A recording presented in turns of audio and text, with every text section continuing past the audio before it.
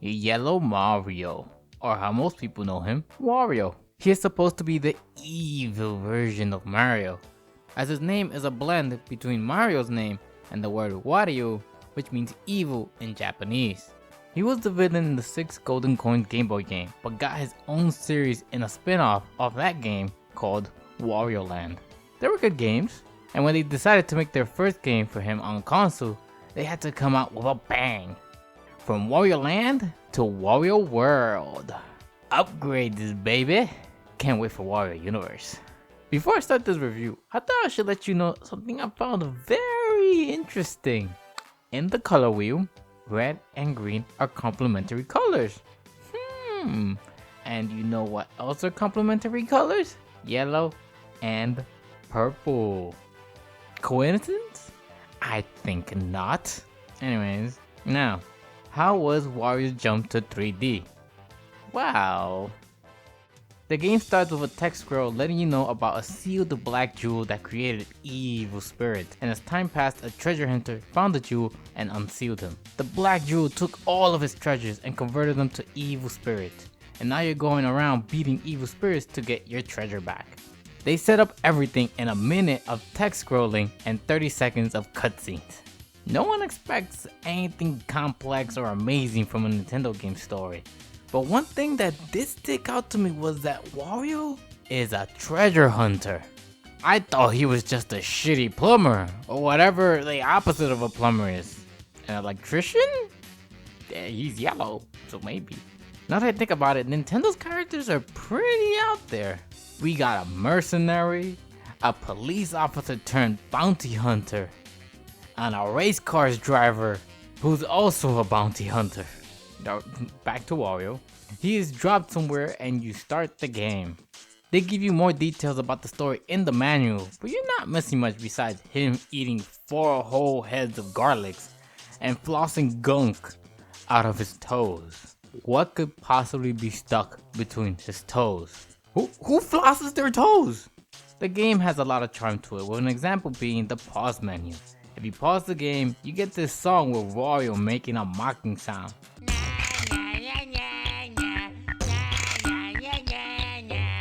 It's cute, but gets annoying fast. The game tour, on the other hand, is pretty generic.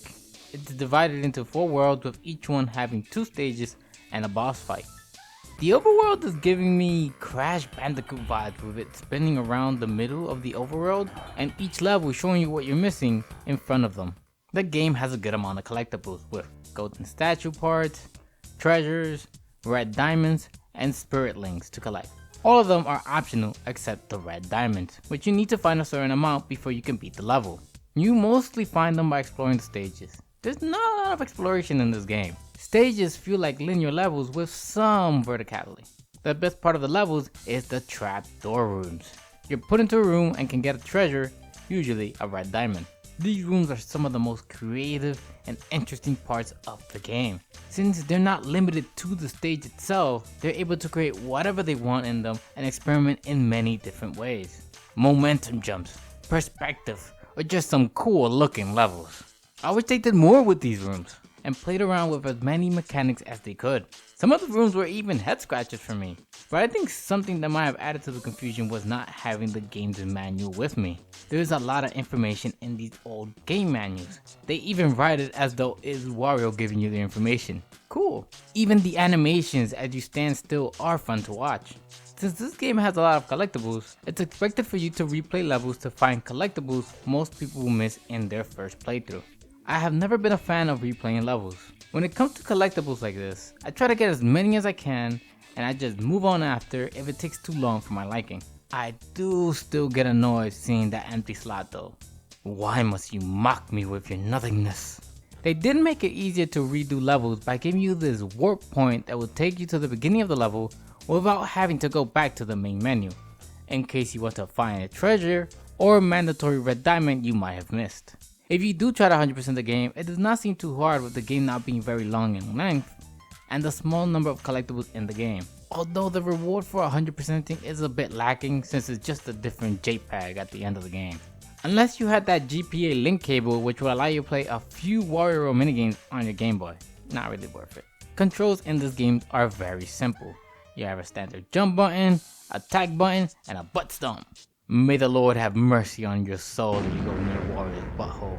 Combat also reflects how simple the game is as well. Wario is able to hit enemies to stun them and then grapple the stunned enemies. Once you grapple them, you can throw them or do 2 wrestling moves on them. And I don't know what's cooler than doing wrestling moves on an enemy. One is the giant swing, which can be used to hit other enemies and even open doors or elevate you in certain areas. Everybody knows that the best way to beat a motherfucker is with another motherfucker. Then there is my favorite one, a pile driver in the air. He even spins while going down. Style, baby. It hits any enemies on the way down, and you need to do this to open reinforced trapdoors. You can do it on all the enemies, a turtle, a crystal, and even a baby. Fuck them kids. Battle usually end up with you stunning an enemy and then grappling them to kill as many enemies with that one enemy. There are a few enemy variations in this game. They seem to reskin the main enemies you find on stages and give you 1 or 2 new variations to keep the game fresh. But the combat in the game does not evolve. All the moves you have at the beginning of the games are the only moves you have at the end of the game. They have so little moves that they don't use 2 whole buttons on the controller. Boss fights are unique and have different ways to beat them. It's a bit odd with the final boss feeling very uninspired. The whole fight I ran around in a circle just dodging his attacks and hitting these crystals to stun him and power drive that motherfucker. The fight is more difficult and longer than other fights, but it's very repetitive since I have to run around dodging these few different attacks 8 times. The weirdest part is the whole fight is just dodging. I was hoping maybe I would have to do some platforming, climbing, or some other mechanic in the game besides just dodging. The game in general is not difficult. You have a life bar and you'll get a game over if you die. But you can use coins to buy garlish to replenish health, and the price does go up the more you use it. But you get so many coins. Look at this number. I feel like I could wipe my ass with all these coins. Coins are everywhere and they even give you a dedicated button to suck them all up. He looks goofy doing this, and sometimes terrifying. This button is pretty useless. The reach is not very good, and the difference between pressing the button versus just moving around to collect them seems minimal. I guess it's better than moving around, but it needs a better range. If you get a game over, you pay an amount that goes up every time you get a game over, but get revived in the same place with full health. You don't even take damage or lose a life if you fall off the stage. You get brought to this purgatory room, which is more annoying than anything else. You have to break these boxes to find the bumper to escape the level. However, there is basically lava on the floor, because if you touch the water, you lose a few coins. And there are even ghosts around which will try to knock you into the water. I could not find much use for the coins besides buying garlic and being a point system, I guess. Death is not consequential, which I think complements the game well, but it somehow made falling off the stage worse than death since you had to do this annoying room. To make it even more annoying as you progress in the stages, the room you fall into has less and less floor for you to stand on. Wario World is a quick, fun experience. The story is bare bones just to set up their adventure with more information in the manual. It has linear levels that have some verticality to make it a bit more explorable. The trap rooms are the star of the show in this game. There are quick fun levels that play with a variety of mechanics. Controls of combat are very simple, and there are 2 buttons not used at all, and one of them is almost useless. The design and how small the levels are makes it easy to collect everything in the game without having to waste a lot of time looking around for collectibles. If you're looking for a quick fun game to play that's exclusive to the GameCube, this is a game I would recommend. Hello and welcome to the end of the video. If you enjoyed today's videos, I would recommend subscribing to the channel and letting me know in the comments down below what you think. Also, let me know if there's any game franchise you want me to look into. But as always, my lovely patients, thank you so much for watching, and tune in next time. Bye.